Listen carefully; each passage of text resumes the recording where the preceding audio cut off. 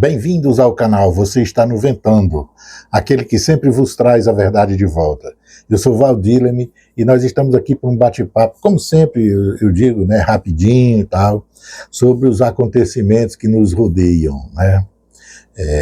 Em especial a questão política, geopolítica, das coisas mais importantes que está acontecendo no mundo e aqui. Obviamente que cada capítulo eu dou prioridade a um determinado nicho, né, de debate, um objeto específico ligado, ou área externa ou área interna. E salvo as exceções quando eu trato com relativo humor alguns problemas que se misturam, né? Talvez até esse seja um caso agora. Se você estiver vindo aqui pela primeira vez, eu convido você a fazer a assinalação, a sua inscrição e assinalar a sinetinha para receber as novidades do canal.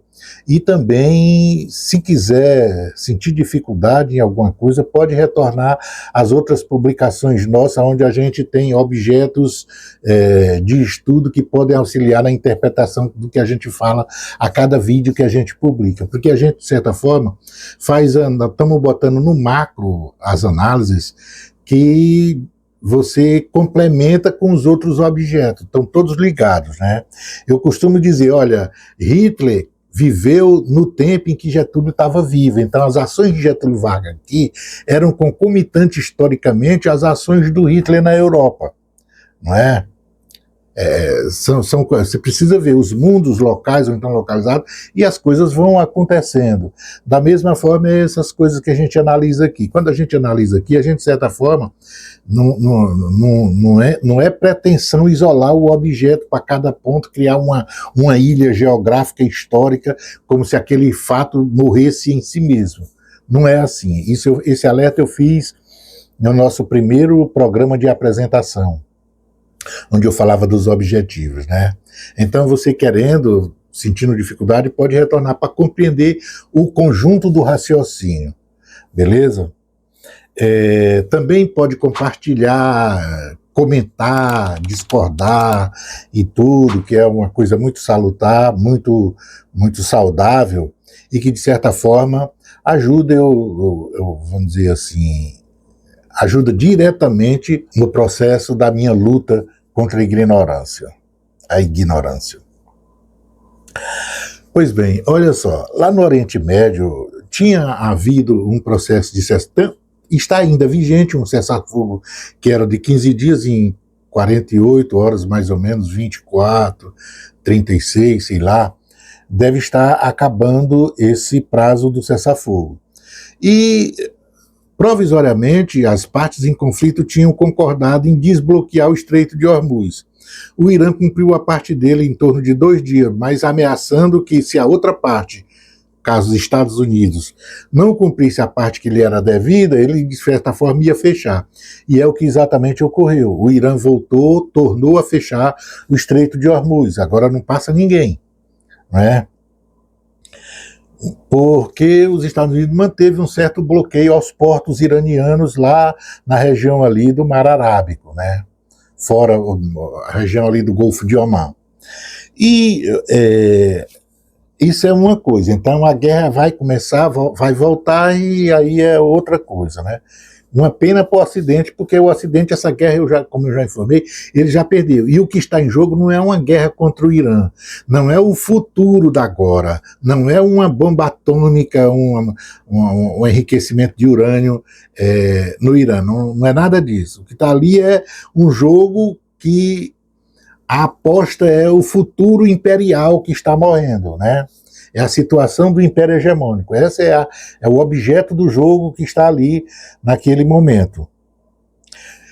Pois bem, e também aqui nós tivemos, por exemplo, o presidente está fora, está na Europa, visitou a Espanha, participou de um congresso, uma espécie de congresso, um conclave de autoridades ligadas ao pensamento progressista, coisa idêntica àquilo que foi feito nos Estados Unidos, que é conduzido toda vez, aí, todo ano, pela extrema-direita, desde que ela começou a voltar ao poder em alguns lugares do mundo, né? Então eles fazem o encontro anual deles e falam as suas posições, delegam os seus seus apetrechos de guerra e aí vão para a batalha. É uma coisa mais ou menos idêntica, só que essa que o presidente participa é exatamente aquela dos fóruns dos progressistas, né? Então o embate teórico e armado está se dando com esses dois congressos. Uma coisa bem, né? Mas o que importa é que, por exemplo, nesse exato momento, além daquelas topadas, eu digo topada, bateu no batente, no meio-fio, das ações do governo em relação àquela coisa de ramagem e tal, interna, o presidente fora costuma fazer um discurso, eu digo que um dia, talvez, aqui caberia até fazer uma série de programas sobre as falas do presidente em relação à situação de conjuntura internacional. Eu sinto, né, eu tenho levantado a tese de que a assessoria do presidente tem pecado muito, né? Os argumentos levantados pelo presidente possuem muita fragilidade teórica, né? Além do aspecto fáctico mesmo. É inconcebível, com 80 anos e tal, e vivendo a vida toda dentro do processo da política e tudo, certos raciocínios, eles têm assim, vamos dizer, a roupa, a capa de coisa de creche, né?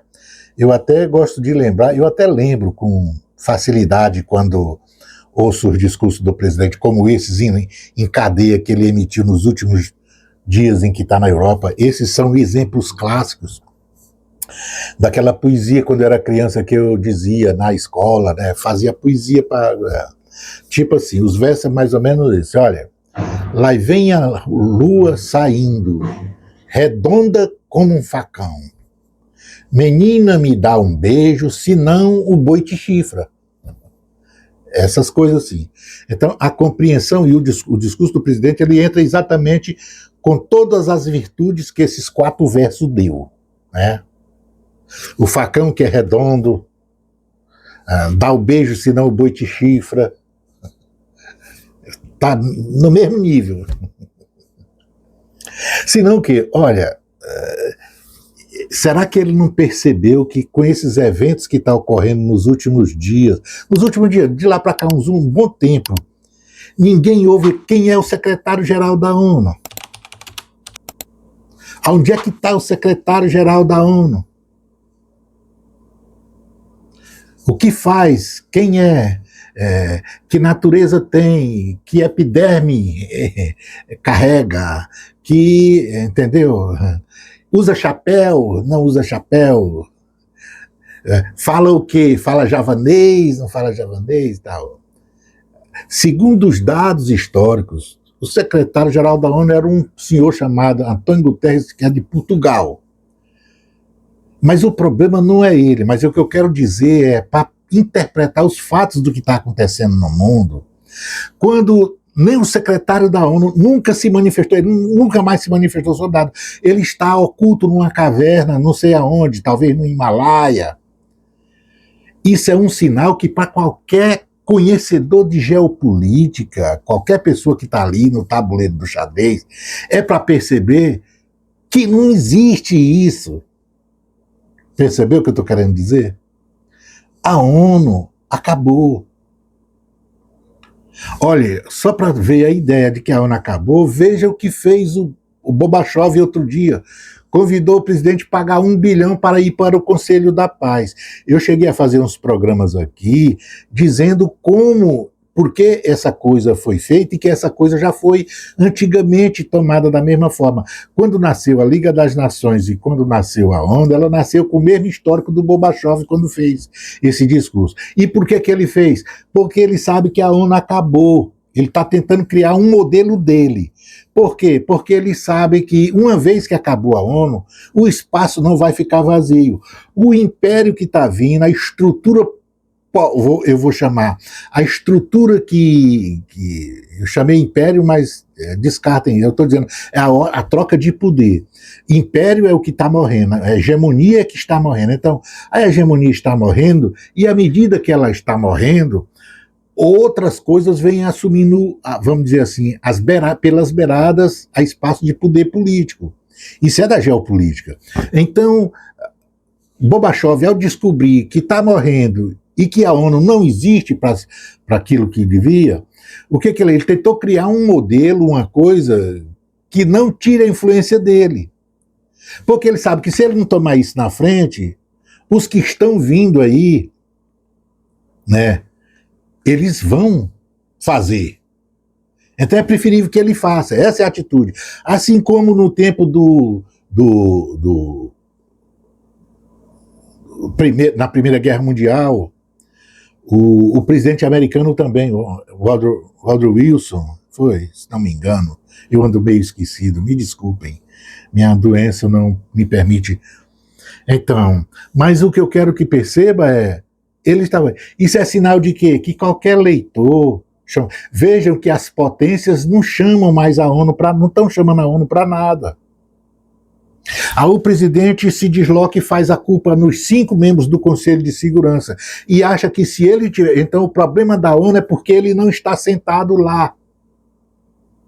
Ou quem quer que seja, ele imagina, para não dizer que quer só o Brasil, aí ele bota África do Sul, Japão, não sei o que, Alemanha e tal e tal. Ou seja, é pela falta deles lá que faz esse discurso como ele tem feito aí, o facão, né, a lua redonda como um facão. Aí ele acha que a falta desse discurso é que traz o problema para o mundo.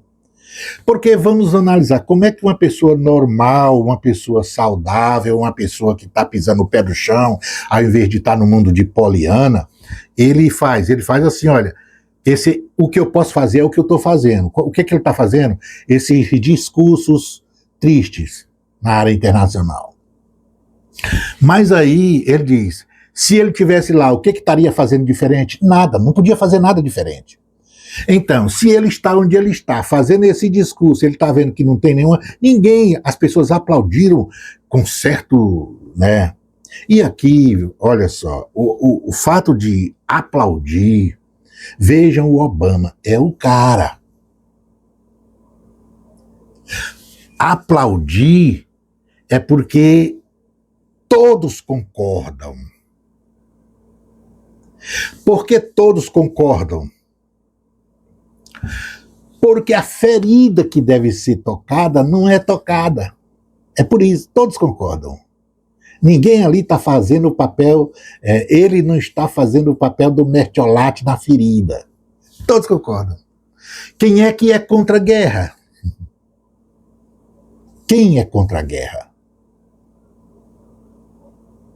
Todo mundo. Quem é a favor da guerra? Aqueles que têm a necessidade da guerra. Mas eles próprios só é a favor da guerra enquanto os interesses precisam ser defendidos e garantidos. Uma vez garantidos, eles são uma pessoa a favor da paz. Ou seja, aplaudir, porque não se sentem que ele é o mertiolate da ferida. Veja que a plateia, ele foi à Espanha, e a Espanha é da OTAN.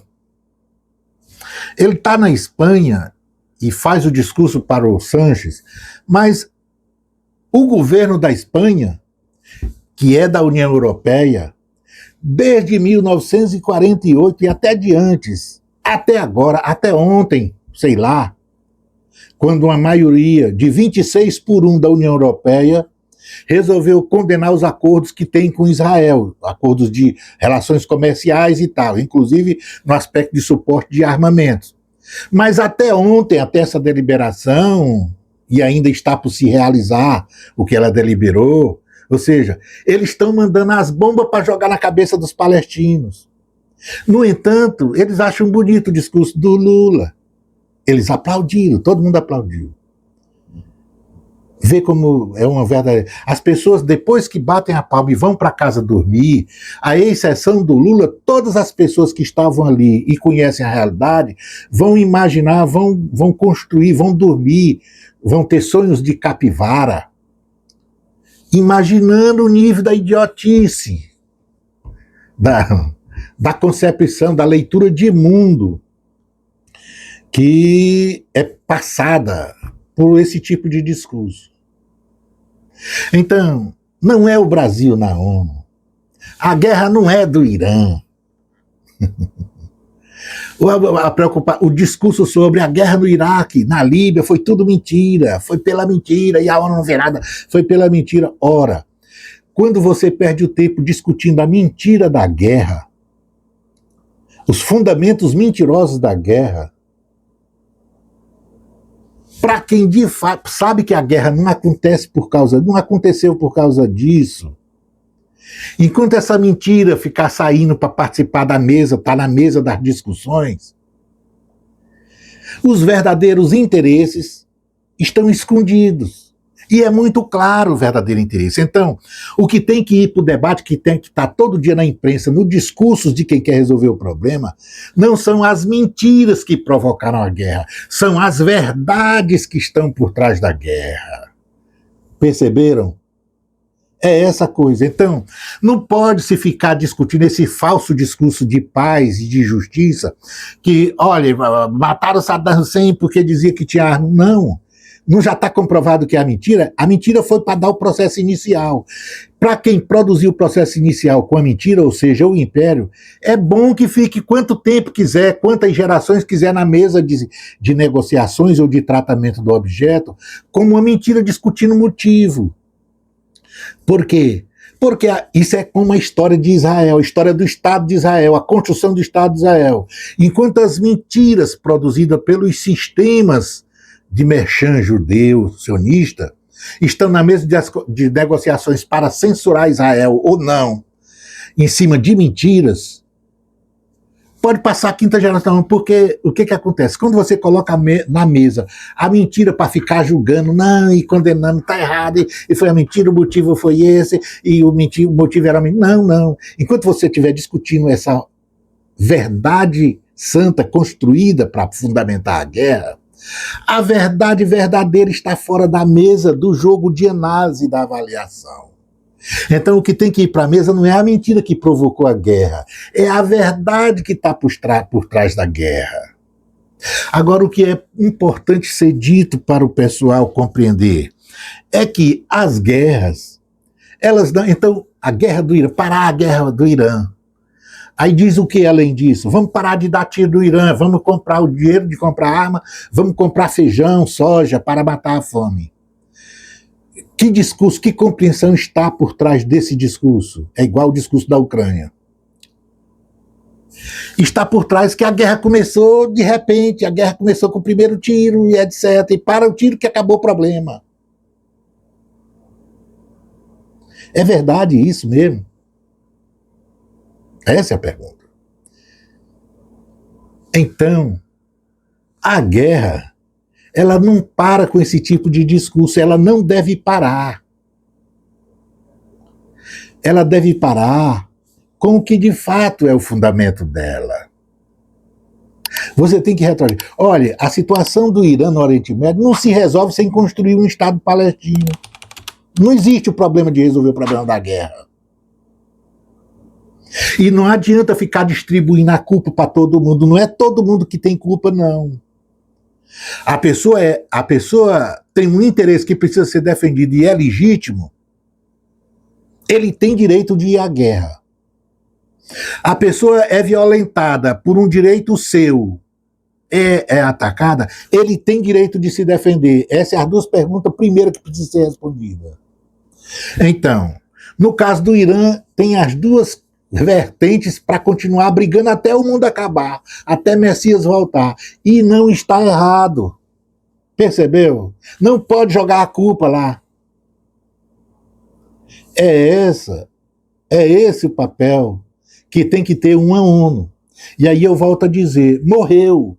O presidente ainda não viu que morreu, ele está querendo ainda sentar numa cadeira no vácuo, lá no lugar que ele chama. Olha, eu já disse, a polidistribuição de parcela de poder no mundo, com a morte da unipolaridade, a polaridade de poder, não é multilateralismo, compreenda bem, não é Cafu e seringa, jogando na lateral, passando para o ponteiro, que é o Garrincha, e etc. Não é isso. é multipolaridade, efetivo poder distribuído em vários pontos.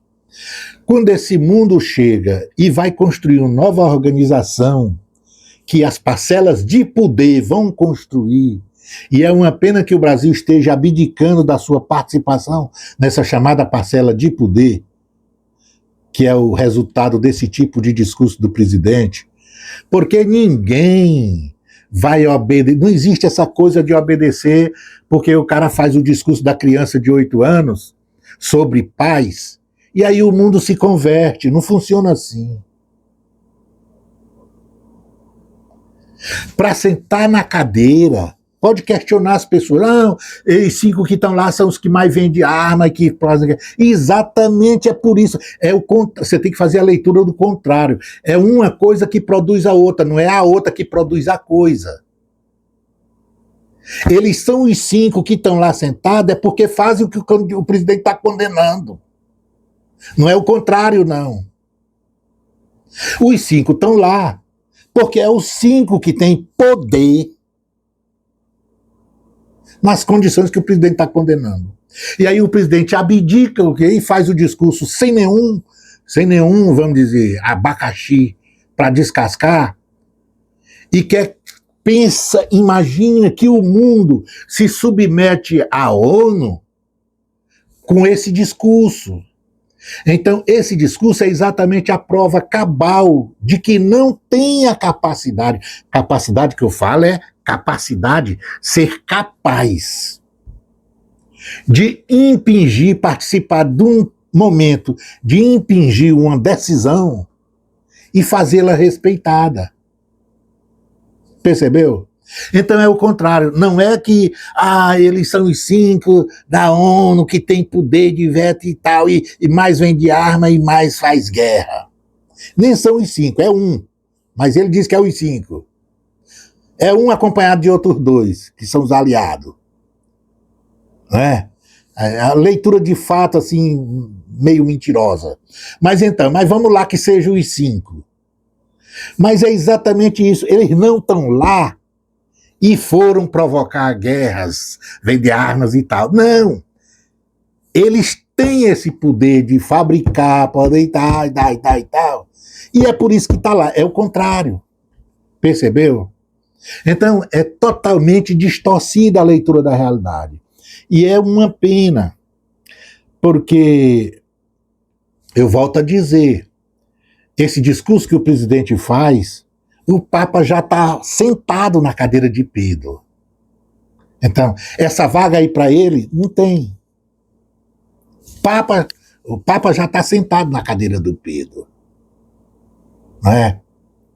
E aí, veja que o Papa está sentado na cadeira do Pedro e ninguém chamou ele para o Vaticano. Não é engraçado? Aliás, ninguém chamou ele para o Conselho de Segurança da ONU. Vendo como é que as coisas se fundamentam? Então, se esse discurso que o presidente faz é o discurso que habilita a ir ao Conselho de Segurança, aquela pretensão, ou não, eu vou dizer qualquer outra coisa que o valha futuramente, tal, porque essa aí, eu estou dizendo, o secretário, ninguém está escutando, ninguém quer saber o que ele está dizendo, nesse sentido prático, sobre a ONU ser ou não ser a responsável de fazer, não. Ela só pode fazer alguma coisa se os países, inclusive o Brasil, que são parte dela, querem fazer. Percebeu? Não é o lascado, coitado do Guterres que está aí escondido, que não pode dizer nada, porque não diz nada, ficou... Todo o Conselho de Segurança foi cooptado pelo Império para oprimir massas de escravos em todo o global, em todo o sul global, inclusive o Brasil é vítima disso, fazendo um papel ali de defesa imperial, não era de defesa dos interesses de todo mundo. Mas essa leitura parece que ela passa ao largo da visão que o presidente tem sobre essa instituição. E que morreu. Então, já era para estar envolvido nas articulações, e isso é em segredo, isso não é coisa para... Veja que a China continua dizendo que não dá arma para o Irã. A Rússia continua... ninguém está indo... Mas o que está por trás é o novo mundo que os dois estão trabalhando. Ninguém faz essas coisas fazendo propaganda, dizendo essas coisas meio absurdas para receber aplausos que o presidente diz. O Trump é não sei o que e tal e tal. Olha, o Trump está acabando de dizer que as organizações criminosas, o Brasil é o grande fornecedor do tráfico de droga no mundo e tudo mais, já fundamentar. O mesmo discurso que ele usou para a Venezuela, ele pode usar para cá, já está tudo fundamentado. O Trump e tal. Percebeu como é que é a coisa? É uma mentira? É uma mentira. Mas era uma mentira a guerra do Iraque. Mas o fundamento é esse. Qual é o fundamento verdadeiro que está por trás das ações do Império em relação a isso? Qual é o fundamento verdadeiro? Então, quando você estiver discutindo a mentira para o Império, está legal. É a mesma coisa da guerra contra a Líbia, a guerra contra a Síria, a guerra contra o Irã, a guerra contra o Iraque, toda essa. Mas enquanto ficar botando a mentira que fundamentou a guerra na mesa para negociar com a mentira, desmentindo e tal, ao invés de colocar a verdade para trabalhar com a verdade, a coisa fica desse jeito. E olha, o Papa não tem vaga no Conselho de Segurança da ONU. Não tem, porque os fatos, a natureza, não pode permitir um negócio desse. E quer saber por quê? Porque seria um verdadeiro desastre. Essa coisa, numa estrutura que deve coagir, é um verdadeiro desastre. É isso que é. Vou dizer outra vez, ninguém é contra, ninguém é a favor da guerra, ninguém. Nem o Hitler era. E vou terminar dizendo o seguinte, olha, uma coisa interessante. O capeta quer ser Deus. O capeta quer ser Deus. Percebeu? Esse é o grande embate que existe entre os aspectos, vamos dizer assim, a questão, na questão existencial humana, essa questão da metafísica, o transcendentalismo e tal. O capeta quer ser Deus. É isso que eu quero dizer. Não é? Então vocês vão ficando aqui, eu vou ficando por aqui. Só uma coisa assim, eu um dia sentarei para pegar parágrafo a parágrafo para poder começar a analisar, porque outro sofrimento que a gente tem também é que internamente os analistas que dão suporte vamos dizer assim, à esquerda e tal, indistintamente batem umas palmas e efusivas e tal, ninguém chama a atenção. Olha, eu vou dizer, a coisa mais massacrante, mais comprovante da minha análise do que eu estou falando é o comportamento, é o discurso do presidente e o comportamento, as ações em relação ao povo palestino, em relação à Palestina. Veja que ele fez essa discussão todinho e foi aplaudido no lugar que é a União Europeia, que fornece as armas, as bombas e tudo, e dá suporte àquele Estado nazista, genocida, que está acabando com a Palestina. Veja, eles não se indignaram. Era no papel deles, se convivessem com a verdade, se indignar com o que o presidente falou, porque deveriam sentir que era dirigido a ele. Mas nem o presidente sabe que isso aí era dirigido a eles. Portanto, todo mundo aplaudiu, todo mundo achou bonito. Percebeu? No final da noite, as pessoas que estão lá, que bateram palmas e vão dormir, botam a cabeça no travesseiro e sabem, não, ele falou aquilo, mas não tinha intenção, ele passou despercebido quem sou eu. E o presidente volta para casa aplaudido, um fanismo, então o grande estadista, fez o que devia e tudo mais, e deu recado, porque o Brasil é uma grande potência, e tem que dizer quando é que as balas param e quando não para, e para quê, e tem que dizer que, olha, essa coisa aí é farofa de soja. Percebeu a jogada? É isso. E a gente não vê as análises, quer dizer, a obrigação de bater. É claro que o presidente é uma grande pessoa. É claro que o presidente de coração diz um monte de coisa nobre, sem dúvida nenhuma. É claro que eu voto no presidente, eu não tenho outra escolha. Né? Eu não sou idiota. Eu sei separar o que é um protofascista, nazista, e o que é uma pessoa que é normal, uma pessoa que anda, come, bebe café, come cuscuz, fala brobinha, troca o ar, não usa crase, etc. É uma pessoa normal. igual eu. Eu sei o que é um protofascista, que é um animal, não sei se chamaria de animal, é alguma coisa tal que não passou nos estágios de desenvolvimento humano, e uma pessoa que é ser humano igual eu. Portanto, não tenho nenhuma dúvida em quem voto. Né? Mas isso não me tira, vamos dizer assim, a responsabilidade de achar que a gente pode ser melhor do que o que é. Entender os problemas que a gente passa. Por isso eu não construo, eu não tenho mito, eu não tenho lenda. Não é mito. Né? Então eu me enquadro naquela faixa de eleitores do presidente que não é gado. Esse é o problema. Então, eu faço essas considerações e reconheço que de tudo que tem presente no mundo atual do Brasil, o presidente é a melhor opção. Sério? Mas é isso aí. Antes que eu gostaria de convidar você para fazer de novo sua inscrição, marcar a sinetinha, fazer seus comentários e depois também distribuir para seus conhecidos, amigos e tal. E além disso, dar uma escutada no W Pueblo, beleza? Um abração.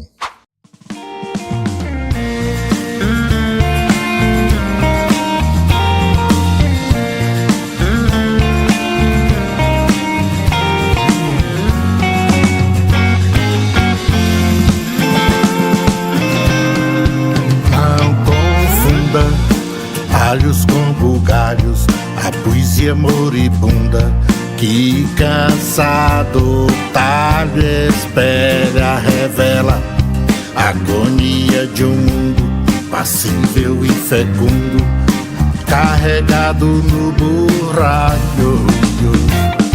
E sonho cujo sonho de prender viram frangalhos, tentou encurtar caminhos, chegar primeiro via atalhos, não viu que uma vida inteira a juntar retalhos traz a verdade crua sobre a cabeça o malho. Meu verbo não verseja sobre amor no orvalho, ao invés de sentir tristeza, ausência do agasalho. Vida pouca na mesa, sobra em capital vileza pra exploração do trabalho. Meu verbo não verseja sobre amor no orvalho, ao invés de sentir tristeza, ausência do agasalho.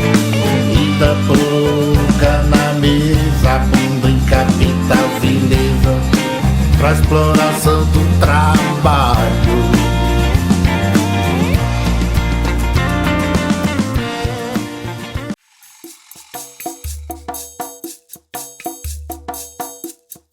Lara, lara, lara,